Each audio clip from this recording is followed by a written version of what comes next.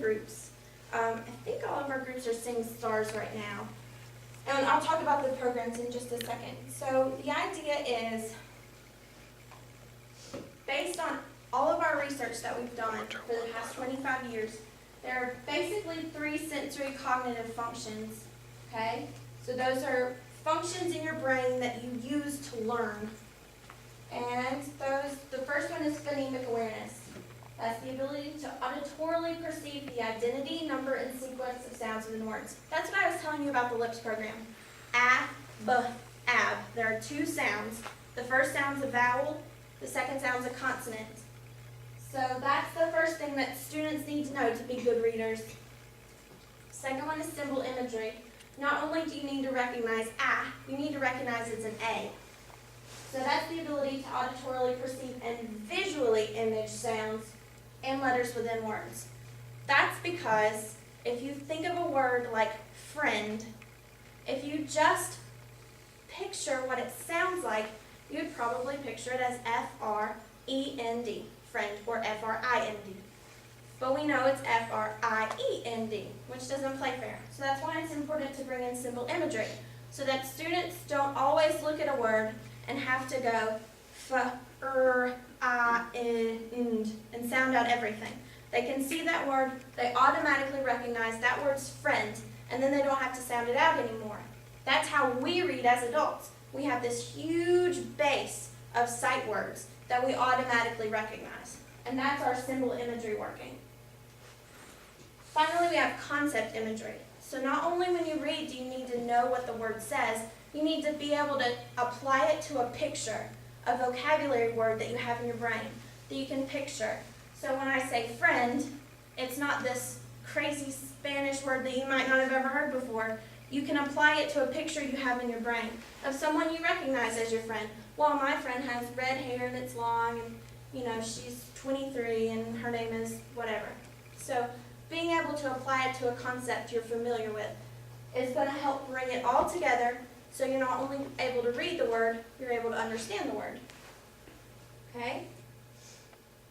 So the idea with schools is that you want your students to make a year's growth each year.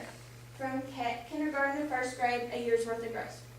From first grade to second grade, a year's worth of growth, et cetera, et cetera, et cetera. What we see is you have intensive reading instruction in kindergarten and first grade, where pretty much the whole idea is you're teaching kids how to read. You're teaching them the days of the week and the months of the year, but pretty much you're teaching them how to read. Well, after second grade especially, the focus isn't learning how to read anymore, it's understanding. So those students who maybe didn't catch it early are going to start falling off. You're especially going to see them fall off right there at third grade. You're going to notice that they're not holding with the rest of the class. And that's just going to keep staying the same. And so you've got a student in 5th grade who's reading at mid-second grade level. And then you have a student in 12th grade who's reading at about a 5th grade level. So it's just going to stay like that unless you intervene, unless you give them some sort of intervention.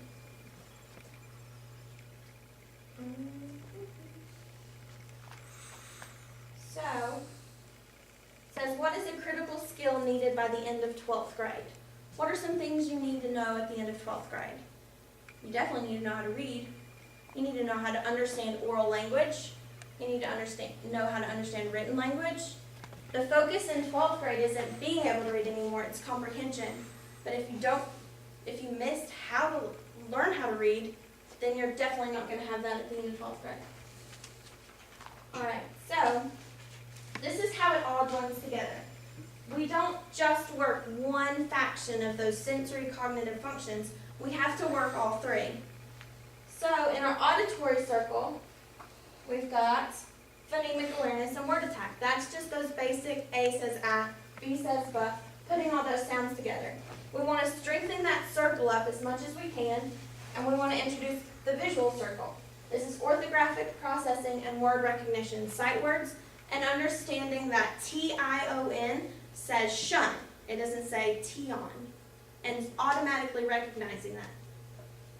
Then you have the language circle, and that's contextual reading and vocabulary.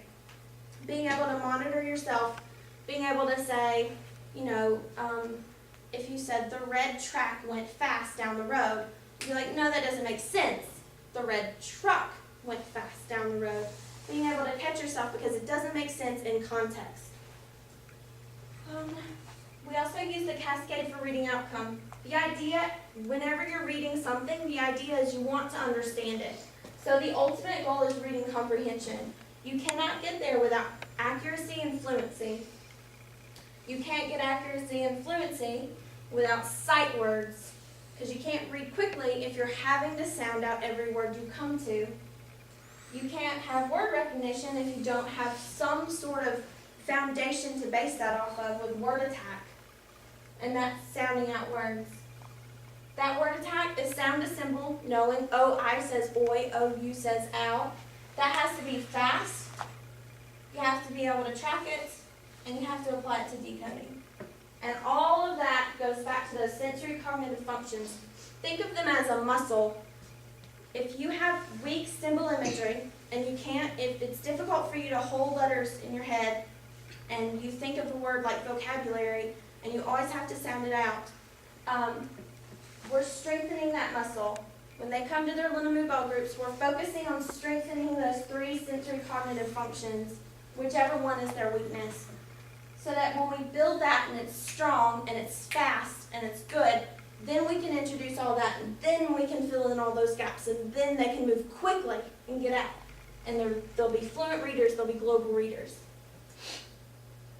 So, in conclusion, at Nantahala, we have 2 programs that the teachers have been trained in. One is Sing Stars. If you think about those sensory cognitive functions, Sing Stars addresses phonemic awareness and symbol imagery. So, if your student has difficulty holding sight words, that's something that we would be addressing in Sing Stars. Visualizing and verbalizing is our comprehension program. That's what we use for students who have a weakness in comprehension. So maybe they can read everything on the page as fluently as you please, but at the end of the story, they look at you and they're like, oh, I don't really know what that was about. Or they have weak oral comprehension.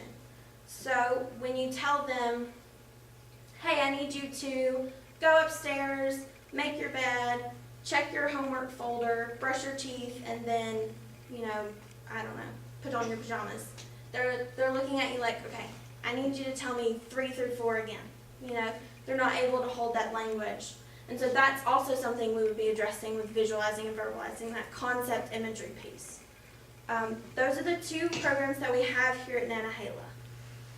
So what we're going to do now is, well, I'm going to ask for questions first. But before that, what we're going to do is we're going to meet individually and go over your students' testing profile. When we give 7 tests before we decide they need to be put into a Linamou Bell group. And we look at those tests very closely and we decide, this one is a weakness, this is a strength, this is a weakness, this is a strength. Based on this profile, we recommend Sing Stars, or based on this profile, we recommend visualizing and verbalizing. So we'll have a chance to meet individually about that.